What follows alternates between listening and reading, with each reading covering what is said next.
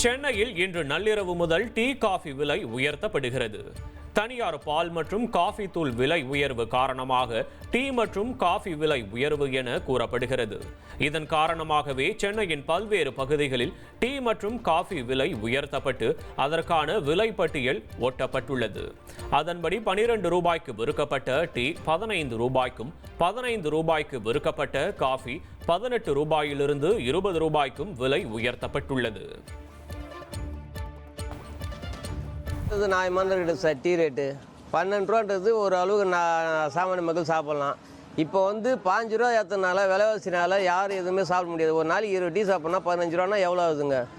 இது விலைவாசி ஏறினே இருந்தால் நாங்கள் இப்போ எங்கே டீ சாப்பிட்றது? இதுதான் நடக்கிற நிலைமை நாட்டில் எல்லாருக்கும். இப்போ 10 ரூபான்றதே 12 ரூபா ஆயிடுச்சு, 12 ரூபான்னு குடிக்கிறேன். இப்போ 15 ரூபா ஆயிடுச்சுன்னா ரொம்ப கஷ்டம் தான். ஏன்னா ஏழை மக்கள் குடிக்க மாட்டாங்க.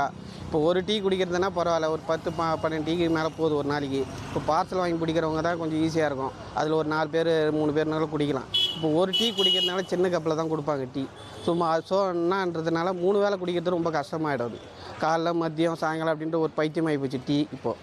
அதனால் பணக்காரங்களுக்கு அது ஒரு சாதாரணமான விஷயமாயிடும். 12 ரூபாய்க்கு பெரிய விஷயம் கிடையாது. உங்களுக்கு இல்லாதப்பட்டவங்கன்னா கஷ்டம்தான் அவங்களுக்கு குடிக்கிறது.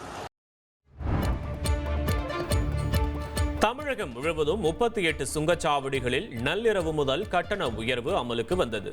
தமிழகம் முழுவதும் உள்ள குறிப்பிட்ட சுங்கச்சாவடிகளில் ஒவ்வொரு ஆண்டும் ஏப்ரல் மாதமும், மீதமுள்ள சுங்கச்சாவடிகளில் செப்டம்பர் 1ஆம் தேதியும் சுங்க கட்டணம் உயர்த்தப்படுவது வழக்கமாக உள்ளது. தமிழகத்தில் 45க்கும் மேற்பட்ட சுங்கச்சாவடிகளுக்கு கடந்த ஏப்ரல் மாதம் 55 ரூபாய் வரை கட்டணம் உயர்த்தப்பட்டது. இந்நிலையில் 38 சுங்கச்சாவடிகளில் கட்டண உயர்வு நள்ளிரவு முதல் அமலுக்கு வந்தது.